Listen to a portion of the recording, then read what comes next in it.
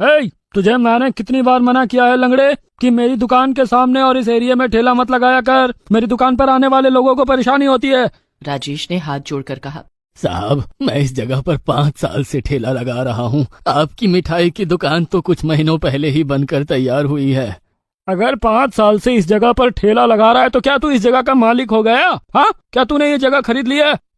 जाकर कहीं और अपना ठेला लगा। मैं अपनी दुकान पर एक समोसे 5 रुपए में बेचता हूँ और तू अपना समोसा 3 रुपए में बेचता है। तेरी वजह से मेरी दुकानदारी भी खराब होती है।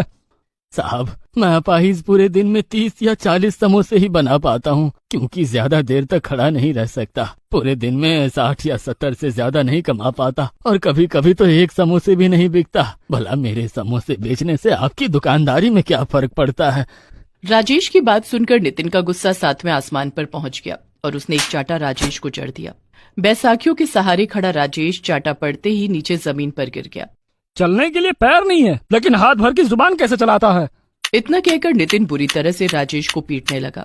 अंजू अपने दादा को पिटता देख रोते हुए सहम कर राजेश से लिपट गई, मगर नितिन को उस 10 साल की बच्ची पर भी रहम नहीं आया। गांव के पुलिस थाने का हवलदार बस स्टैंड पर ही खड़ा था। राजेश को मार खाता देख वो वहां पर आ गया। अरे क्या हुआ भाई? इस बेचारे गरीब अपाहिज को क्यों मार रहे हो तुम? देखिए हवलदार साहब, एक तो ये मेरी दुकान के सामने अपना ठेला लगाता है। जब मैंने इससे यहाँ पर ठेला लगाने के लिए मना किया तो ये उल्टा मुझसे जुबान लड़ाने लगा। हवलदार राजेश के पास आकर खड़ा हो गया। क्या ये सच कह रहे हैं? साहब, मैं यहाँ 5 सालों से ठेला लगा रहा हूँ। मैं एक बहुत ही ज्यादा गरीब आदमी हूँ। मेरी रोजी रोटी इसी से चलती है। अब आप ही बताइए हवलदार साहब, मैं यहाँ से ठेला हटाकर कहाँ लगाऊं? मेरे कुछ ग्राहक यहाँ पर बंधे हुए हैं। अगर मैं यहाँ से चला जाऊंगा तो मेरी दुकानदारी बिल्कुल खत्म हो जाएगी। मेरे परिवार भूखे मर जाएंगे। हवलदार को राजेश के ऊपर थोड़ा सा तरस आ गया। उसने नितिन की ओर देखकर कहा, इस बेचारे गरीब के इस एरिया में ठेला लगाने से तुम्हें क्या दिक्कत है? दिक्कत है हवलदार साहब, मेरी भी मिठाई की दुकान है। मैं एक समोसे 5 रुपए में बेचता हूँ और ये 3 में बेचता है। मेरी दुकानदारी पे फर्क पड़ता है। ठीक है, तुम एक काम करो, इस बेचारे बूढ़े को 1 हफ्ते यहाँ और ठेला लगाने दे दो। हवलदार ने राजेश की ओर देखकर कहा, तुम यहाँ पर केवल 1 हफ्ते और ठेला लगा सकते हो। उसके बाद तुम अपना इंतजाम कहीं और कर लेना। राजेश ने हवलदार के सामने हाथ जोड़कर कहा, लेकिन साहब, इस छोटे से गांव में मैं अपाहिज कहाँ जाऊंगा? वो सब तुम्हारी प्रॉब्लम है। मैं तुम्हारी जितनी मदद कर सकता था मैंने की। इतना कहकर हवलदार वहां से चला गया। राजेश दुखी मन से अपने घर चला गया। राजेश और अपनी पोती की ये हालत देखकर उसकी पत्नी फूट फूट कर रोने लगी। उस रात राजेश, अंजू और उसकी पत्नी रोते रोते सो गए। वहीं दूसरी तरफ नितिन को हवलदार का राजेश का पक्ष लेना बिल्कुल भी पसंद नहीं आया। उसने मन ही मन में राजेश से बदला लेने की ठान ली। दूसरे दिन राजेश फिर से अपनी पोती के साथ बस स्टैंड की ओर चला गया। राजेश कढ़ाई में समोसे तल रहा था। नितिन ने कढ़ाई में चुपके से एक मरी हुई चूहिया डाल दी और चिल्ला चिल्ला कर लोगों को बुलाने लगा। अरे भाइयों, देखो, तुम इस लंगड़े के समोसे खाते हो ना? ये देखो, ये तुम्हें कैसे समोसे खिलाता है। देखो, आकर देखो। बस स्टैंड पर जितने भी गांव वाले मौजूद थे नितिन की आवाज सुनकर आ गए। उन सब ने कढ़ाई में एक मरी हुई चूहिया पड़ी हुई देखी। ये देखकर गांव वाले इतने गुस्से में आ गए कि उन्होंने राजेश से बगैर कुछ पूछे राजेश और अंजू को बुरी तरह से पीटना शुरू कर दिया। वो अंजू और राजेश को तब तक पीटते रहे जब तक कि वो दोनों खून से लहूलुहान होकर जमीन पर बेहोश होकर गिर नहीं पड़े। उसके बाद सब गांव वालों ने मिलकर राजेश का ठेला तोड़फोड़ कर कचरे के ढेर में बदल दिया। नितिन ये सब देखकर मन ही मन बहुत खुश हो रहा था। उसने मुस्कुराते हुए कहा, चलो अब आई इसकी अक्ल ठिकाने पर। मुझसे जुबान लड़ा रहा था। अंजू और राजेश बड़ी मुश्किल से घर पहुंचे। राजेश और अंजू के कपड़े फट चुके थे। राजेश की जेब में जो थोड़े बहुत पैसे थे वो भी फटे कपड़ों के साथ कहीं गिर गए। उसका ठेला भी टूट चुका था। उसकी कमाई का जरिया खत्म हो चुका था। 2 दिन से बेचारा राजेश, उसकी पत्नी और अंजू भूखे थे। राजेश से अपनी पत्नी और अंजू की भूख देखी नहीं गई। राजेश ने गांव के हर घर का दरवाजा खटखटाया, मगर किसी गांव वाले ने उसकी मदद नहीं की।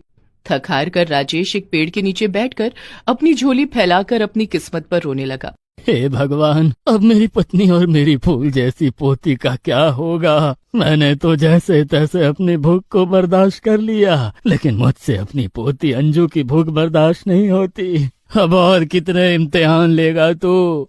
राजेश रोते रोते बार बार यही बात बोल रहा था कि अचानक उसके कानों में किसी व्यक्ति की आवाज टकराई। रो मत राजेश, तुम्हारे बुरे दिन आज से खत्म हुए।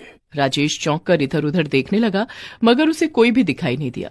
राजेश बुरी तरह घबरा गया। यहाँ तो कोई नहीं है, फिर मुझसे बात कौन कर रहा है? राजेश ने इतना बोला ही था कि उसके कानों में फिर वही आवाज टकराई। तुम जिस पेड़ के नीचे बैठे हुए हो, मैं वहीं से बोल रहा हूँ। लेकिन तुम हो कौन और मुझे दिखाई क्यों नहीं दे रहे? मैं पेड़ हूँ, एक जादुई पेड़। जादुई पेड़? मैं कुछ समझा नहीं। सब समझ में आ जाएगा। अचानक उस पेड़ के ऊपर से बहुत सारे फल राजेश की झोली में गिर पड़े। इन फलों को ले जाओ राजेश, इसे अपनी पत्नी और अपनी पोती अंजू को खिला देना। तुम्हारी पत्नी सही हो जाएगी।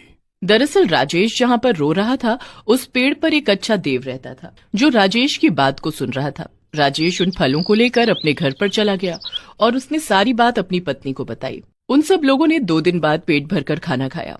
उसी रात मुखिया की बेटी की शादी थी और मुखिया ने बारातियों के इंतजाम के लिए बहुत सारे समोसे बनवाए थे और समोसे बनाने का ठेका मुखिया ने नितिन को दिया था। बारात आने से कुछ देर पहले ही अचानक समोसों में से भयंकर बदबू उठने लगी। ये देखकर मुखिया के हाथ पैर फूल गए। उसने जब समोसे की छानबीन की तो उन सब के आलू सड़े हुए निकले। मुखिया के लोगों ने नितिन को पकड़ लिया और मुखिया ने गुस्से से नितिन की ओर देखकर कहा, तू तो मेरे बारातियों को सड़े हुए समोसे खिलाना चाहता था। नहीं मुखिया जी, मैंने तो बिल्कुल सही आलू डाले थे, पर पता नहीं कैसे खराब हो गए। अच्छा, तो तू ये कहना चाहता है कि आलू अचानक खराब हो गए? मुखिया ने अपने आदमियों की ओर इशारा करके कहा। देखते क्या हो, मारो इसको। सभी लोग बुरी तरह से नितिन की पिटाई करने में जुट गए। उन सब लोगों ने नितिन को पीट पीट कर अधमरा करके वहीं बांध कर डाल दिया। मुखिया को बड़ी टेंशन हो गई कि आखिर अब बारातियों के लिए समोसे कौन बनाएगा। अचानक मुखिया के दरवाजे पर एक तेज रोशनी हुई और उस तेज रोशनी में से एक गांव का व्यक्ति निकलकर बाहर आ गया। दरअसल वो व्यक्ति कोई और नहीं बल्कि पेड़ पर रहने वाला देव था जो राजेश की मदद करने गांव के व्यक्ति का रूप बदल कर आया था। मुखिया जी, आप तो बेवजह परेशान हो रहे हैं। आपके बगल में जो राजेश नाम का अपाहिज बूढ़ा रहता है, वो तो समोसे बहुत अच्छे बनाता है। वही जिसकी तेल की कढ़ाई में मरी हुई चूहिया मिली थी? हाँ, मैं उसी राजेश की बात कर रहा हूँ। दरअसल उस मरी हुई चूहिया को नितिन ने ही उसकी कढ़ाई में डाला था ताकि उसको बदनाम किया जा सके। नितिन वहाँ पर बंधा हुआ पड़ा था। मुखिया ने नितिन से गुस्से में कहा, क्या ये सच बोल रहा है? नितिन हाथ जोड़कर मुखिया से माफी मांगने लगा। तुम कितने घटिया और नीच आदमी हो, तुम्हें इसका अंदाजा भी नहीं है। बेचारे उस अपाहिज को तुमने बेवजह मारा और फिर उसके ऊपर गलत इल्जाम लगवाकर गांव वालों से भी पिटवाया। तुमने खुद भी जुर्म किया और हम सब गांव वालों को भी जुर्म का भागीदार बनाया। तुम्हें इसकी सजा जरूर मिलनी चाहिए। मुखिया की शादी में थाने का इंस्पेक्टर भी आया हुआ था। इंस्पेक्टर ने तुरंत अपने सिपाहियों को आदेश दिया और सिपाहियों ने नितिन को गिरफ्तार कर लिया। मुखिया और सब गांव वाले राजेश के घर पर चले गए। राजेश ने जैसे ही दरवाजा खोला तो सामने मुखिया को खड़ा हुआ पाया। राजेश मुखिया को देखकर घबरा गया। हमें माफ कर दो राजेश, हम तुम्हारे गुनहगार हैं। हमें पता लग गया कि असली गुनहगार नितिन था। राजेश, आज मेरी इज्जत तुम्हारे हाथों में है। आज तुम्हें मेरे बारातियों के लिए समोसे बनाने हैं। राजेश और अंजू खुशी खुशी मुखिया के घर पर चले गए और उन्होंने सारे बारातियों के लिए समोसे बनाए। समोसे बारातियों को बेहद पसंद आए। मुखिया ने राजेश को बहुत सारे पैसे दिए और साथ ही साथ बस स्टैंड पर नितिन की दुकान तोड़वाकर राजेश के लिए एक बढ़िया सी दुकान बनवा दी। देखते ही देखते राजेश के समोसे आसपास के गांव में मशहूर होने लगे। धीरे धीरे करके उसके समोसे शहर में भी मशहूर होने लगे और दूर दूर से लोग राजेश के सिर्फ समोसे खाने के लिए ही उस गांव में आते थे। देखते ही देखते राजेश अमीर हो गया।